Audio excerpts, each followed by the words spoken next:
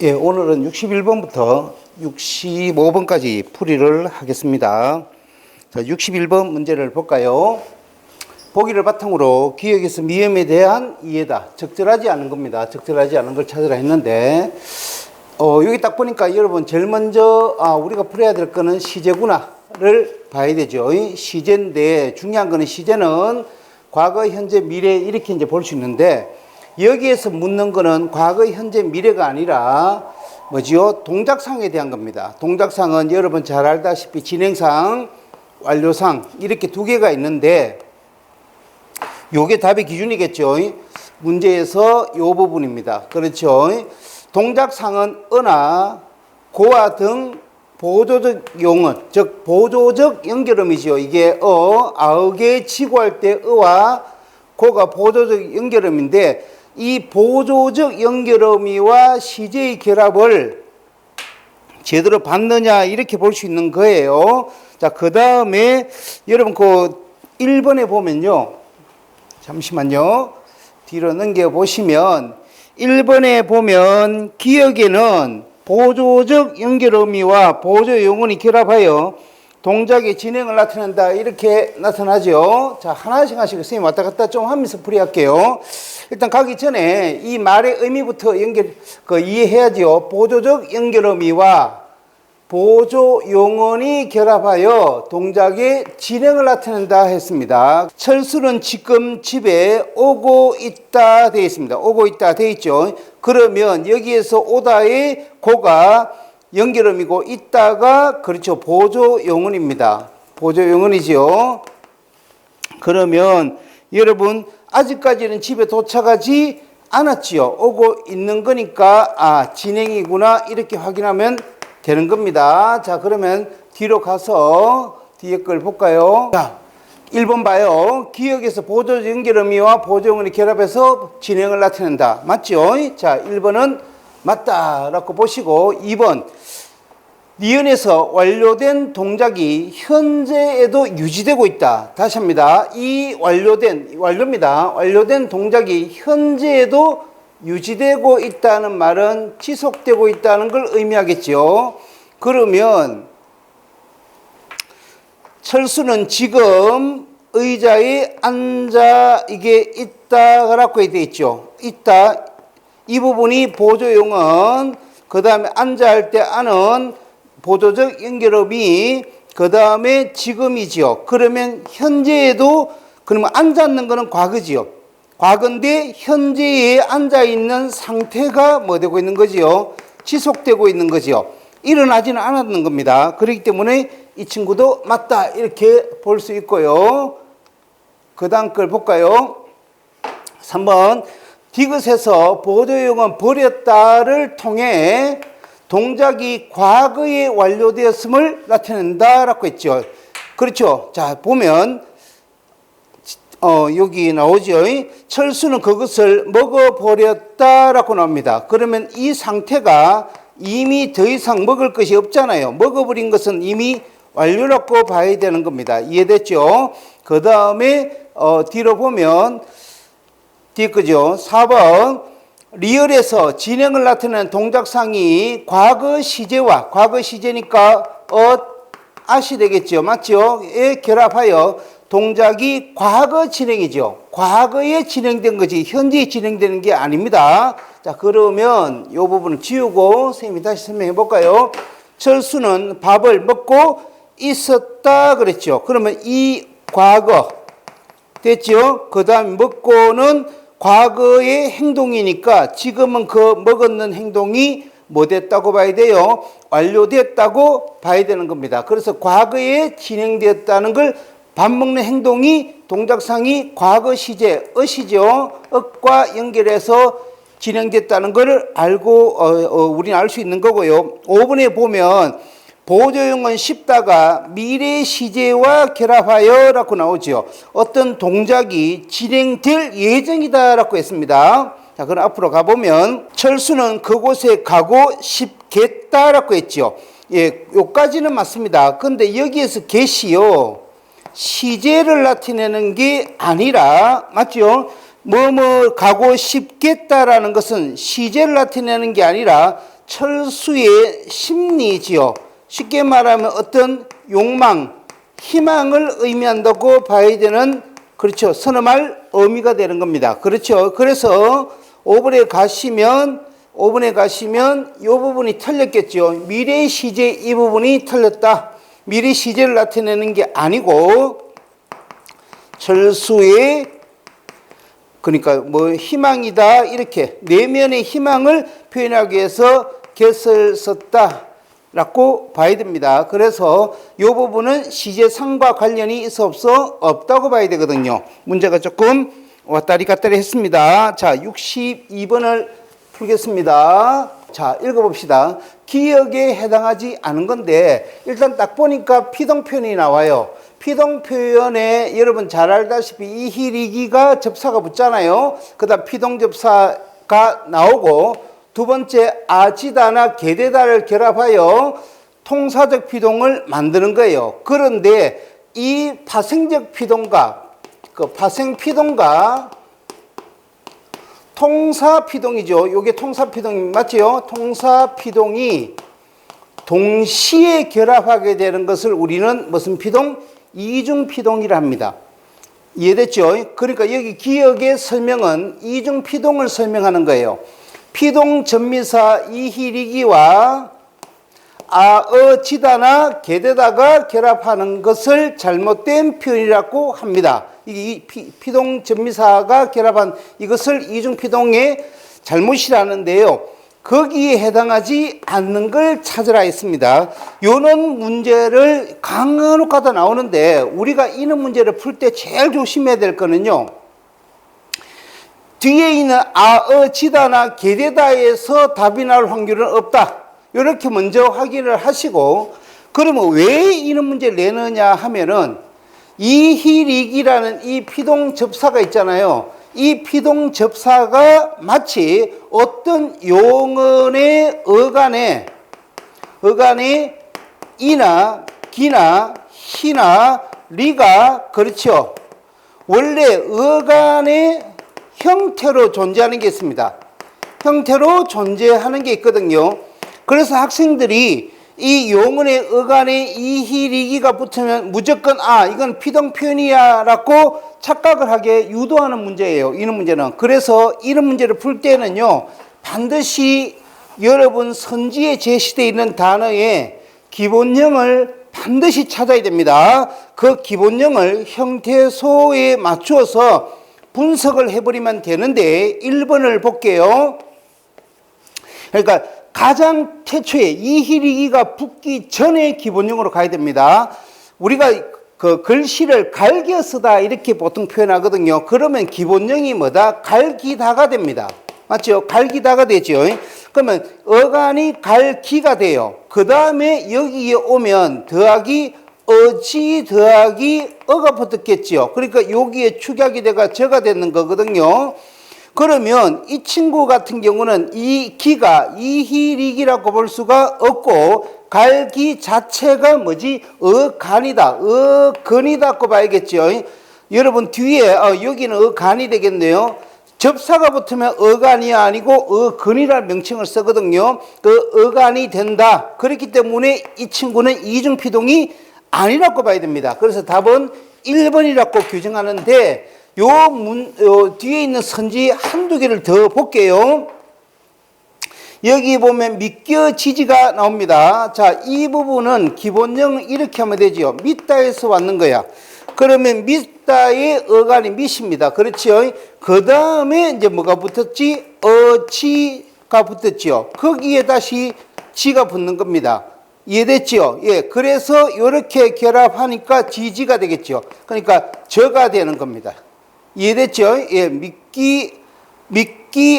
믿다에 다시 할게요. 거기에 믿기, 지가 붙는 거예요. 그래서 여기가 겨가 되고 지지가 되는 겁니다. 이해됐죠? 그러면 이 친구는 이희리기 할 때 기고, 이 친구는 어지다가 되니까 이중피동이고요.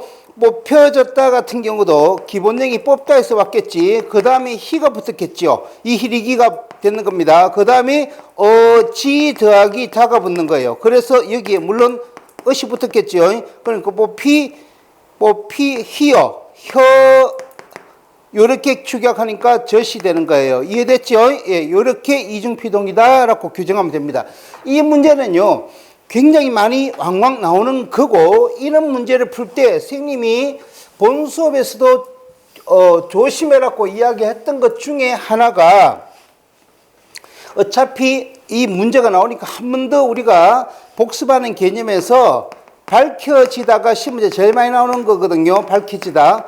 눈에 보면 여러분 딱 보자마자 밝혀지다 이렇게 딱 보이죠.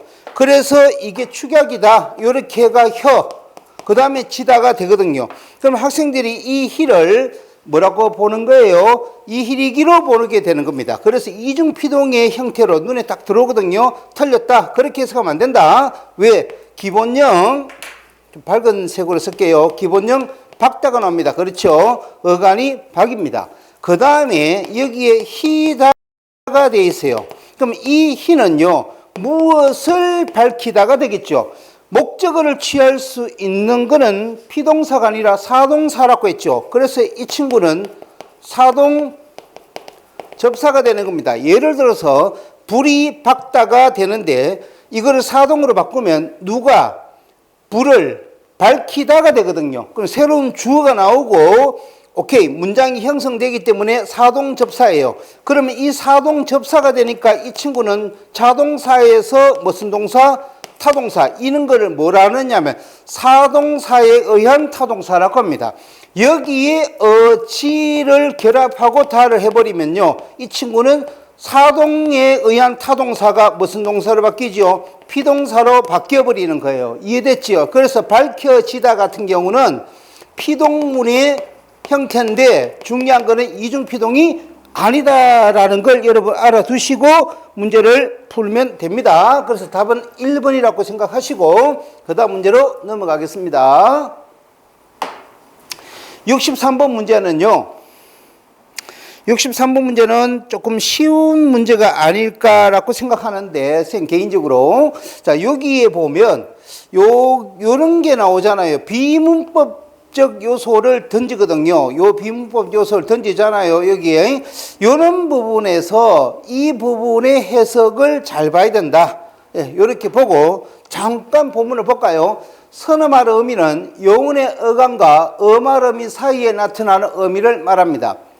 그렇죠. 용언의 어감과 어말 의미 앞에 있는 의미가 선어말 의미인데 선어말 의미는 두 개가 있어요. 시제와 높임이 있습니다. 그래서 주체 높임 선어말 의미 시가 어시 또는 시가 있고요.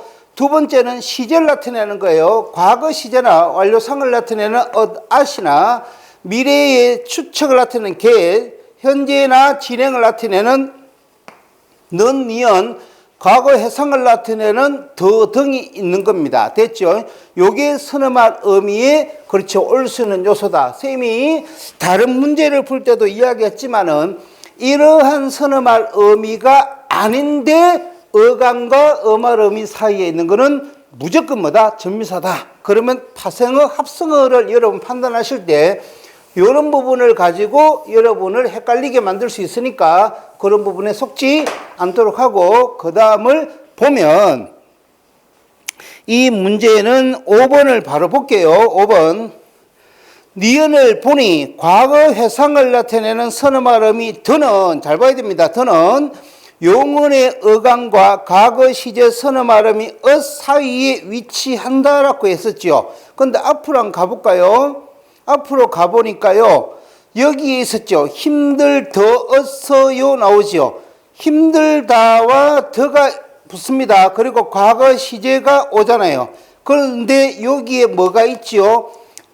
비문법적 표현이 들어있다는 걸 여러분 찾아야 되는 겁니다. 이해됐죠? 그렇기 때문에 이 부분은 어디로 간다? 요 뒤로 가야 됩니다. 힘들었 더라고 나오죠. 예, 이게 선어 발음이 더는요, 어간이나 그렇죠, 어간이나 시제 선어말 어미 뒤에 보통 붙는데요. 여기에서는 이 말이 더어요가 안 되지요. 그래서 이 친구는 이거를 뒤로 옮기더라도 문법적으로 말이 안 된다. 그래서 다시 뒤로 가보면, 그렇죠. 뒤로 가보면, 더는 용언의 어간과 과거 시제 선어말음이 사이에 위치한다. 위치는 하지만은 뭐가 아니다? 예, 비문법적 표현이기 때문에 위치해도 소용이 없다. 그래서 이 더는 뭐한다? 빼는 것이 당연하다. 그래서 5번은 판단이 틀렸다. 이렇게 봐야 됩니다. 이해됐죠, 여러분? 예, 그렇게 판단하시고, 그 다음 64번 문제를 보겠습니다. 이번에는 부정표현에 대한 겁니다. 부정표현은 여러분 잘 알다시피 부정표현은 두 가지가 있지요. 안이나 못에 의한, 그러니까 안이나 못에 의하고 뒤에 띄어쓰기 되어 있고 용언이 오면 부사에 의한 부정이 있고요. 두 번째는 용언의 어간이 나오고 그 다음에 않다 또는 하지 못하다. 이렇게 보조 용언의 형태로 나타나는데 여기에서는 이러한 부정문의 어떤 문법적 요소가 아니고 중의성이 나올 수 있어요. 중의성이 나오는데 중의가 뭐죠? 하나의 문장이 두 개 이상의 의미로 해석될 수 있는 걸 의미하잖아요. 그 중의를 해소했다. 그런데 그 해소가 적절한 걸 찾아라 라고 했습니다. 이 부분은요, 선생님이 뒤로 가서 설명을 하는데 왔다 갔다 하기가 좀 그러니까 여러분 문제를 보시고 요 기역, 니은, 디귿, 리을, 미음을 여러분이 ABC 이게 기역을 그렇죠. 기역을 A, B, C, D, E로 바꾼 거거든요. 뭐를 없애기 위해서? 중의적 해석을 뭐하기 위해서? 해소하기 위해서 이렇게 바꾸었다. 그러면 A, B, C, D, E 중에서 뭐가 중의적 표현이 적절하게 그렇죠. 회피된 것, 중의적 해석이 해소된 걸 찾으면 되는 거예요. 적절한 걸 찾아라 했으니까. 자, 요거는 선생님이 여러분 보시고 선생님은 선지를 가지고 설명을 해 보겠습니다. 여러분 그거 같이 봐주세요. 1번. 자, 1번 보기 전에 요거 한 번 더 볼까요? 줄 꺼져 있는 걸 봅시다. 철수가 어제 도서관에서 그 책을 빌리지 않았다. 이렇게 나오죠. 자, 이 자체의 문장 또한 빌리지 않았다. 이랬으니까 부정문의 형태고 밑에 것도 보세요. 철수가 아니다. 어제가 아니다. 도서관이 아니다. 그 책이 아니다. 빌리지 않았다. 쉽게 말하면요. 이렇게 합시다. 이 부분은 철수가를 그렇죠. 중의에서 해소하기 위해서 철수가 아니다라는 거고 이 부분은 어제가를 이야기하는 거고 요거는 도서관이 아니다는 거고 요거는 책이 아니다. 요거는 빌리지 않았다라는 행동을 이야기하는 거예요. 그러면 여기에서 철수가 어제 도서관에서 그 책을 빌리지 않았다. 중의가 몇 개 나오느냐면은 자, 1개, 2개, 3개, 4개, 5개입니다. 자, 이게 뭘 말하는가 한번 봅시다. 철수가 어제 도서관에서 그 책을 빌리지 않았다. 그러면 어제 도서관에서 그 책을 빌린 사람은 철수가 아니라 다른 사람이 될 거고요. 첫 번째, 철수는 어제 도서관에서 그 책을 빌리지 않고요. 아래 빌릴 수도 있고 내일 빌릴 수도 있는 겁니다. 이해됐죠? 세 번째, 철수는 어제 도서관에서 그 책을 빌리지 않고요. 친구 땡칠이한테 책을 빌릴 수가 있는 거예요. 철수는 네 번째, 어제 도서관에서 책을 빌리지 않고요.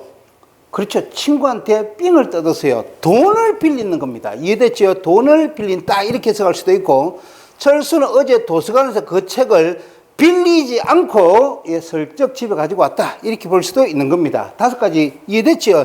요거를 해석해보자. 회피해보자. 이 말입니다. 아시겠죠? 자, 그러면 뒤로 가서 여러분 바로 보시면 됩니다. 자, 1번.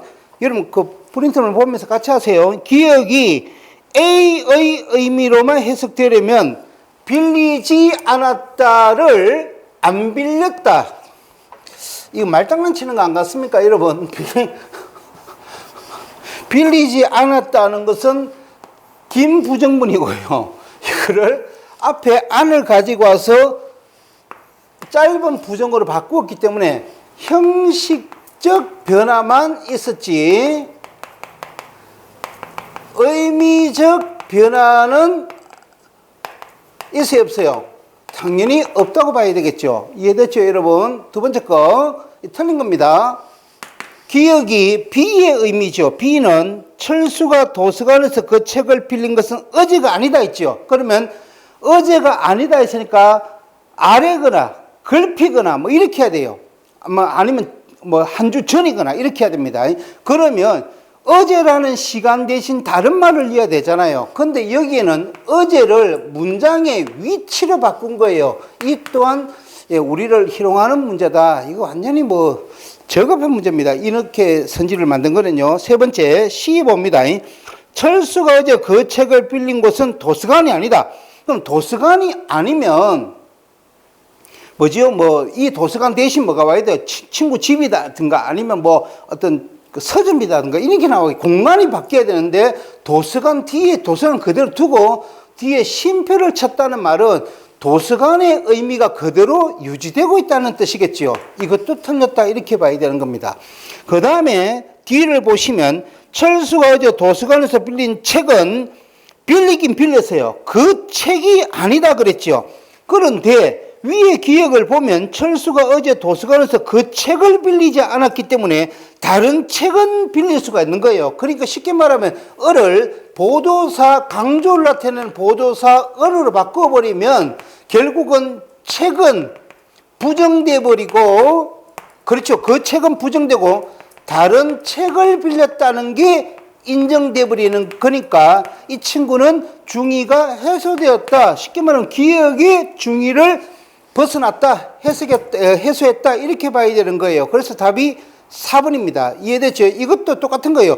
빌리지 앞에 절대로 빌리지 않았다. 억수로 나는 괴롭게 빌리지 않았다. 뭐 어떤 걸 여도 빌리지라는 단어가 존재하기 때문에 이 행위 대신 다른 행위 빌리지 않거나 뭐 가지고 왔다. 안 그러면 뭐 그것을 던졌다. 이런 게 나와야 돼요. 그러니까 빌리지를 그대로 놔두는 순간 이거는 뭐다? 그렇죠. 중의는 아예 해소가 안 된다. 그대로다. 이렇게 봐야 되기 때문에 답은 몇 번? 4번이다. 라고 여러분 생각하시면 되는 거예요. 예, 요 문제는 선생님이 봤을 때 억수로 까다롭게 내는 것 같지만 예, 학생들이 판단할 때 조금 헷갈릴 수도 있었지 않았나 라는 생각이 듭니다. 자, 그 다음 마지막 65번을 푸는데 이 문제는 너무나 간단하기 때문에 선생님이 금방 예, 풀이를 여러분 할 수 있도록 합시다. 자, 여기에서 높임법을 나타내거든요. 주체 높임을 나타냈죠.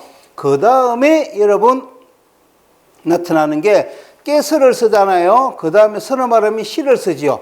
또는 뭐예요? 주어가 되는 명사의 전미사, 뭐 선생님 이렇게 붙인다든가 아니면 뒤에 특수어휘 드신다, 보신다 이렇게 나오는데요.